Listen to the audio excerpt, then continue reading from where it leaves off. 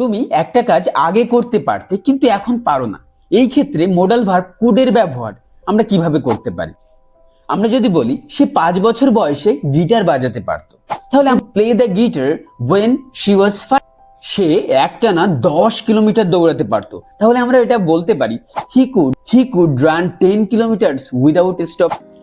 কাউকে পোলাইটলি যদি আমরা রিকোয়েস্ট করতে চাই কোনো বিষয়ে, কাউকে পোলাইটলি যদি রিকোয়েস্ট করতে চাই, আমরা কিন্তু মোডাল ভার্ব কুডের ব্যবহার করতে পারি। সেটা কিভাবে চলো দেখে নিতে হবে। তুমি কি তোমার পেনটা আমাকে ধার দিতে পারো? Could you lend me your pen? তুমি কি 5 মিনিট অপেক্ষা করতে পারো? Could you wait for 5 minutes? Could you wait for 5 minutes? তুমি কি আমাকে একটু জল এনে দেবে? Could you bring me some water? Could you bring me some water? Could ব্যবহার করে আমরা কিভাবে সাজেশন দিতে পারি, যদি না জানা থাকে এই ভিডিওটি তোমার জন্য। আমরা এভাবে যদি বলতে চাই যে আমরা হাঁটতে যেতে পারি, তাহলে আমরা বলতে পারি we could go for a walk. আমরা বলতে পারি সে আরো ভালো করে পড়তে পারে, সে আরো ভালো করে পড়তে পারে, he could study harder. Hypothetical সিচুয়েশনে আমরা কখন মোডাল ভার্ব কুড ব্যবহার করতে পারি, একটা এক্সাম্পল দেখে নিই। If I had wings I could fly.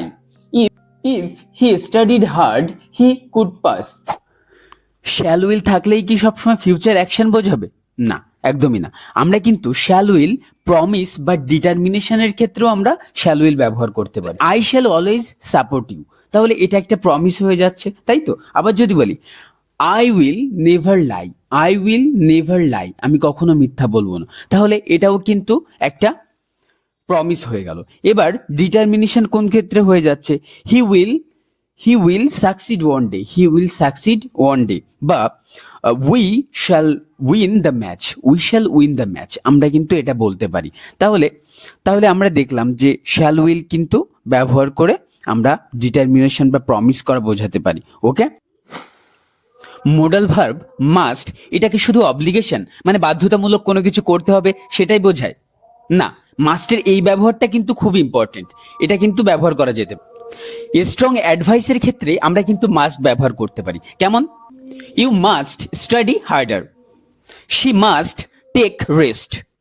এক্ষেত্রে স্ট্রং অ্যাডভাইস বোঝাচ্ছে, তাহলে মাস্ট কিন্তু শুধুমাত্র অব্লিগেশন বা বাধ্যতা বোঝাচ্ছে এমনটা না। তোমার প্রতিদিন ইংলিশ প্র্যাকটিস করা উচিত, তাহলে এই বাক্যটার ইংলিশ কি হবে? কমেন্ট বক্সে লিখে দাও।